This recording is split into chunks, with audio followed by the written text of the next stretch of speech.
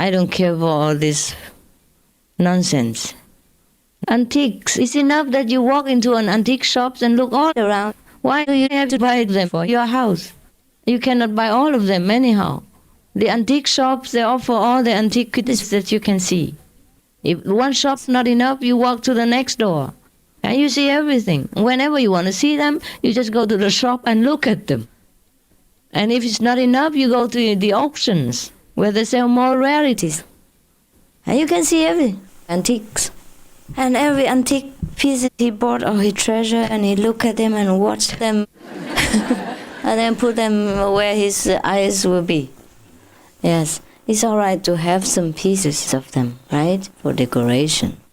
But not at the personal sacrifice. He had a room, smaller room in the city, just because he couldn't afford a bigger room, because he wanted to buy antiques. And all other things. And also, he had a lot of money to buy other things. Like, for example, before we got engaged, before that, we just knew each other, and he seemed to like me very much, or love, or whatever you say, I don't know. He showed me big boxes, wooden and metal boxes, antique boxes, antique as well, antique.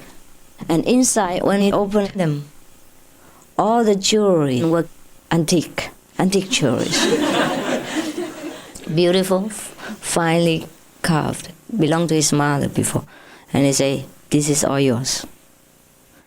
Oh, it costs a lot of money, but it's not all that beautiful. My taste is different. Some of them are black because of the time, and some of them are beautifully carved, but it's too complicated. It looks too antique for me, and I don't like it that somebody already wore it thousands of times over. I don't know how many people wore them already because it's antique. I don't know who's the person who wore them. Yeah. What kind of person she was, and what did she do to earn all this? You know, I don't want to hang them on my body. I wasn't tempted at all. I was never tempted by jewelry, even when I was a child. I feel burdened wearing them. That's why I don't even have a watch, you see that? And I have ear holes, but I never wear anything. I do sometimes, only for half an hour or 2 hours.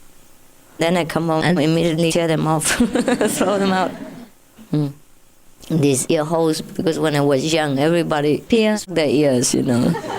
So they gave me an instrument to pierce them, and I was too stupid to do the same.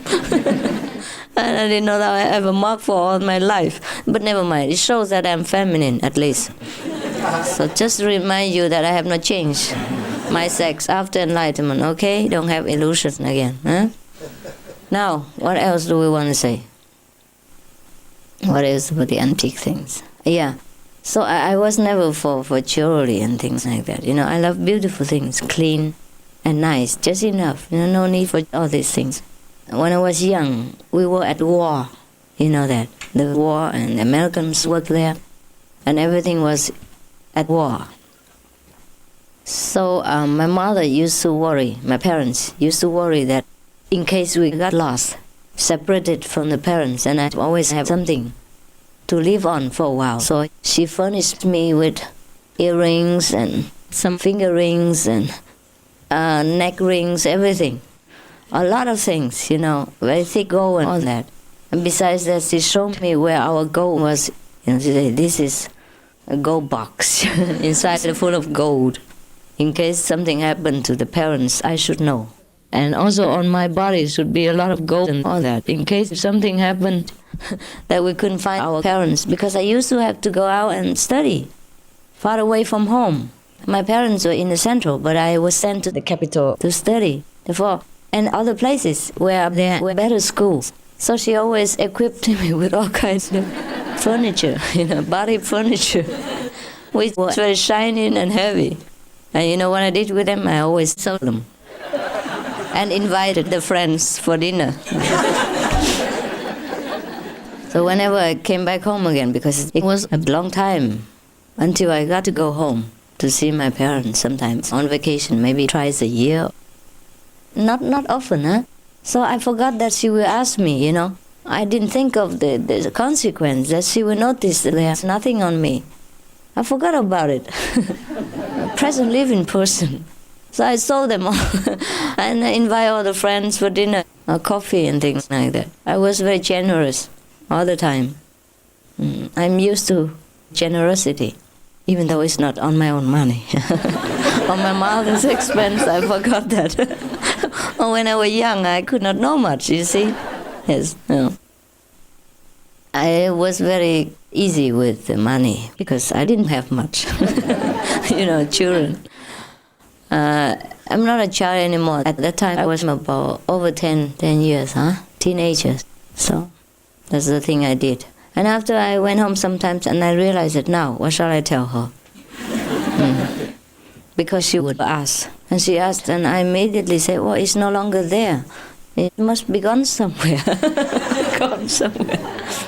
And so when she saw that, of course, our mother's love, she would give me again, furnish me again with all the furniture, yes. And now I'm all shining and glittering and wealthy, run off again with my Honda motorcycle. And then after a few months, when some friends came along, classmates, things like that, they have a party or they want to eat something and they don't have, the main and then it will be gone again. And my generous mother would refurnish them again. And so I was a kind of spoiled when I was a child.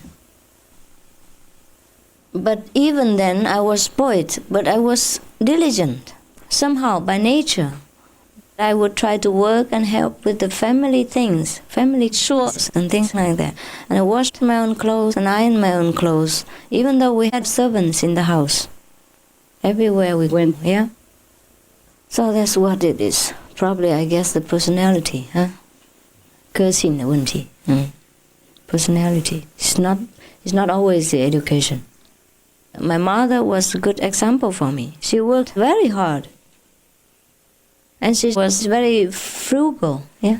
Frugal. I remember she was selling material for clothes, but she herself wore some patched clothes. She was a very simple woman, worked hard for the family, but not for her own comfort. She worked so hard, but she sacrificed everything for us. Now I appreciate it more. I guess that's where I learned. She never had a holiday, except when she had to go to see her children somewhere else, married off or studying somewhere. Then she'd take a few days or 10 days off. But she worked so hard, day and night. She was her own salesperson, an accountant, bookkeeper, lawyer, and manager, everything.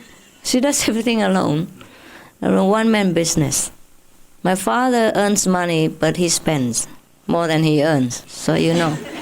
On friends, yeah, I learned generosity from my father and hard working from my mother.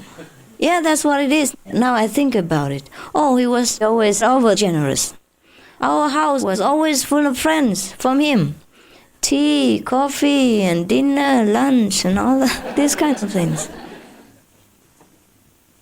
And he always helped his friends and tried to please them, even playing cards with them to please them.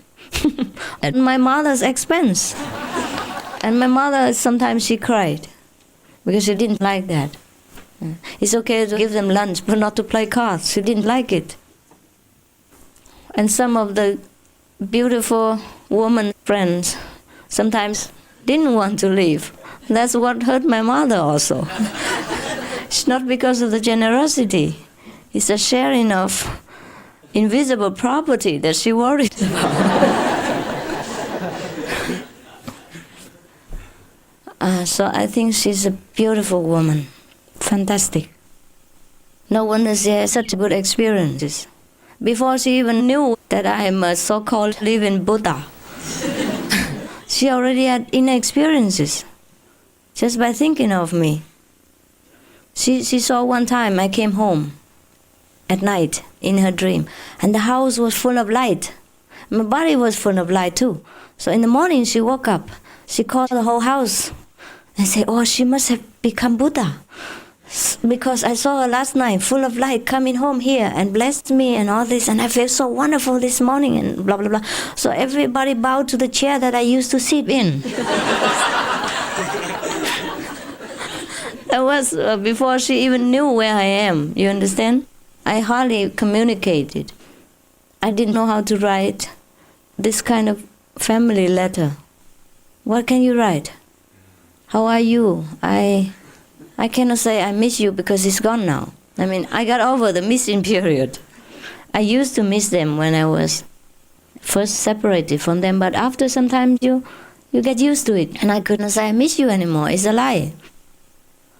And what shall I say? I love you? Well, that we know. Why do we have to talk about the things that we know? Huh? They both knew. But what else could I say? I study here, I work here, I earn money. And that you can only say in one letter. We cannot always say it in many letters. So I didn't know how to write letters. So I hardly communicated. You know, they do write sometimes now and again, but not that often. So in the late period when I was in the Himalayas, that they didn't know where I was. And that I became famous as a meditation teacher, they did not know.